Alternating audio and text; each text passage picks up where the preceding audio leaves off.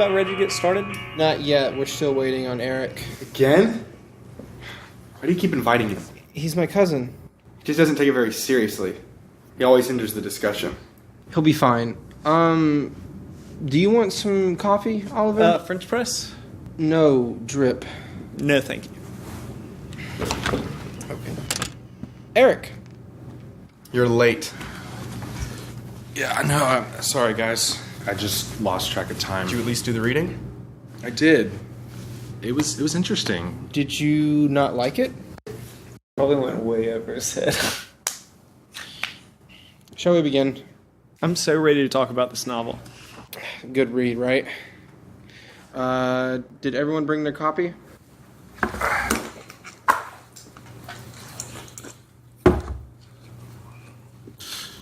You have a ebook version. Yes, it has interactive content, author's notes, and plus it's much better for the environment. I can just never go back to paper copy. Cardboard. All right.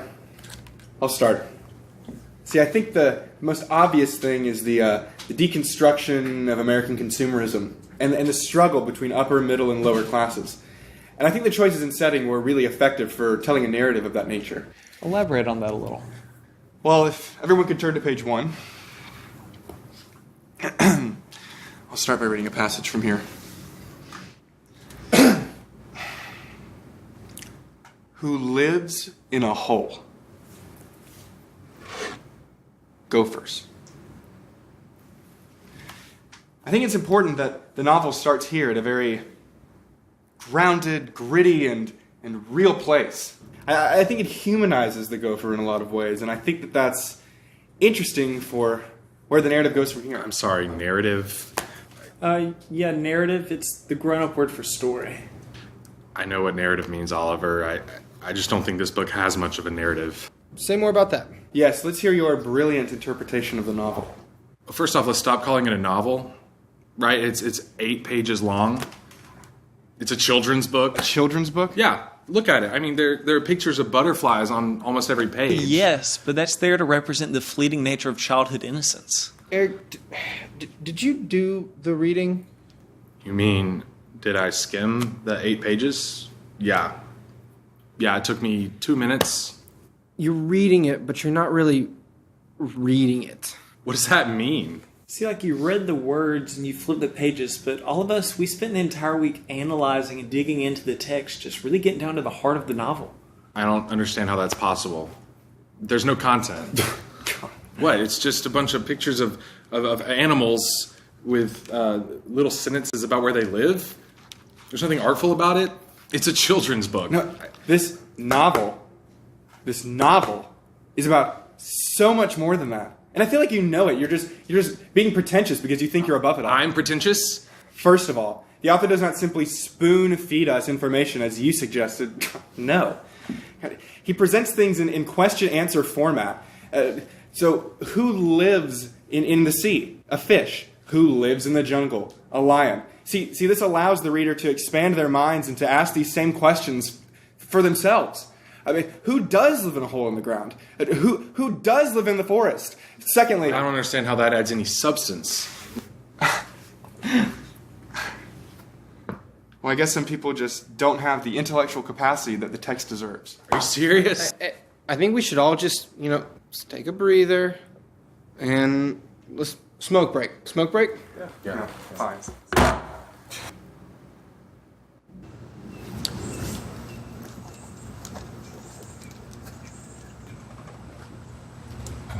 Dunhills? Excuse me? You're smoking Dunhills. Hemingway, the writer, used to smoke those. Yeah, I'm the one who told you that. Right. Well, what did I tell you? He's not taking it seriously. I think you should ask her to leave. I'm not going to tell him to leave. Come on, Thomas. This book club is important to me, to us. Let me talk to him, okay?